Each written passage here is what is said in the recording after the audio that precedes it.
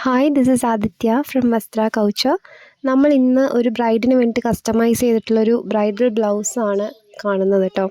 ഒരു നല്ല ഒരു റെഡിഷ് മജന്ത കളറായിരുന്നു സാരിക്ക്. ഒരു കുറച്ച് ഡിഫറെൻ്റ് ആയ ഒരു കളറാണ്. റെഡും അല്ല, എന്നാൽ എക്സാക്റ്റ് മജന്തയും അല്ല, കുറച്ച് ബ്രൈറ്റ് ആയിട്ടുള്ളൊരു കളറ്.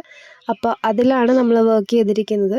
സ്ലീവിൽ ഓൾറെഡി ഒരു ഡിസൈൻ ആ ഒരു മെറ്റീരിയൽ തന്നെ പോകുന്നുണ്ട്. സോ ആ ഒരു ഡിസൈനിനെ തന്നെ നമ്മൾ കട്ട് ബീഡ്സ് കൊണ്ട് ഹൈലൈറ്റ് ചെയ്തിട്ടുണ്ട്. സ്ലീവിൻ്റെ എൻഡിലായിട്ട് നമ്മളൊരു 3 ലൈൻസ് ബീഡ്സ് കൊണ്ട് കൊടുത്തിട്ടുണ്ട്. സിമ്പിളായിട്ടുള്ള 3 ലൈൻസ് കൊടുത്തിട്ടുണ്ട്. അത് കഴിഞ്ഞിട്ട് വരുന്ന ആ ഒരു ഗോൾഡൻ ബോർഡർ നമ്മൾ എംപ്റ്റി ആയിട്ടാണ് വിട്ടിട്ടുള്ളത്. അതിന് മേലെയാണ് ഞാൻ നേരത്തെ പറഞ്ഞ ബ്ലൗസിൽ തന്നെ ഉള്ളൊരു സെൽഫ് ഡിസൈൻ ഉള്ളത്. അതിൽ ബ്രാഞ്ചസും അതേപോലെ ഫ്ലവേഴ്സും എല്ലാം ഉള്ളൊരു പാറ്റേൺ ആണ്. അപ്പോൾ അതിനെ നമ്മൾ ഗോൾഡൻ കട്ട് ബീഡ്സ് കൊണ്ട് ഹൈലൈറ്റ് ചെയ്തിട്ടുണ്ട്. ബാക്ക് റൗണ്ട് നെക്കാണ് കൊടുത്തിരിക്കുന്നത്. നെക്കിലെ വർക്ക് നമ്മൾ നോക്കുമ്പോൾ ഷുഗർ ബീഡ്സും റൗണ്ട് ബീഡ്സും ജസ്റ്റ് ഓരോ ലൈൻസ് കൊടുത്തിട്ട്, പിന്നെ വീറ്റ് ഷേപ്പിലുള്ള ബീഡ്സ് അത് നമ്മൾ യൂസ് ചെയ്തിട്ടുണ്ട്. അതുപോലെ തന്നെ ഒരു ലെയർ സീക്വൻസ് മാത്രമായിട്ട് യൂസ് ചെയ്തിട്ടുണ്ട്. ആ സീക്വൻസിൻ്റെ ഷൈനിങ് ആണ് ആ നെക്കിൽ മൊത്തത്തിൽ കാണുന്നത് കേട്ടോ. നല്ല ഷൈനിങ് ഉള്ള ഒരു ഗോൾഡൻ ഷെയ്ഡ് വരുന്ന സീക്വൻസ് ആണ് യൂസ് ചെയ്തിരിക്കുന്നത്, നെക്കിലേക്ക് യൂസ് ചെയ്തിരിക്കുന്നത്. സ്ലീവിൽ നമ്മൾ ഹാങ്ങിങ്സ് കൊടുത്തിട്ടുണ്ട്.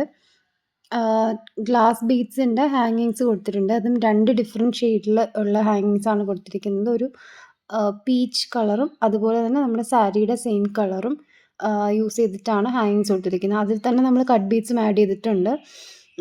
അത് കൂടെ ആകുമ്പോൾ ഒന്നുകൂടെ ഹെവി ആവുന്നുണ്ട് ഈ ഒരു ബ്ലൗസ്.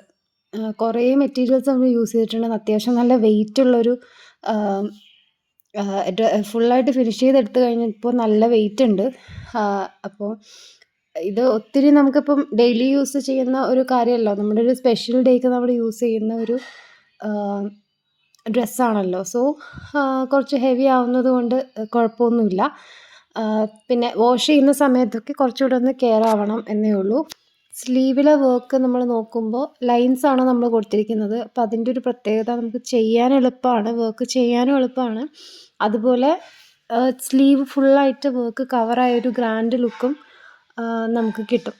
സോ അതാണ് ഇങ്ങനെ ലൈൻസ് ചെയ്യുമ്പോൾ ഉള്ളൊരു ഗുണം. പിന്നെ മാത്രമല്ല, നമ്മൾ സ്ലീവ് ഇപ്പോൾ കുറച്ച് പ്ലസ് സൈസൊക്കെയുള്ള ആളാണെന്നുണ്ടെങ്കിൽ സ്ലീവ് ഒന്നുകൂടെ ഒതുങ്ങി തോന്നിക്കണം എന്നുണ്ടെങ്കിൽ ഇതുപോലത്തെ ലൈൻസ് ചൂസ് ചെയ്യുന്നത് എപ്പോഴും നല്ലതാണ്. ഈ ബ്ലൗസ് നമ്മൾ ഫിനിഷ് ചെയ്തിരിക്കുന്നത് ഒരു 2300 ബഡ്ജറ്റിലാണ്.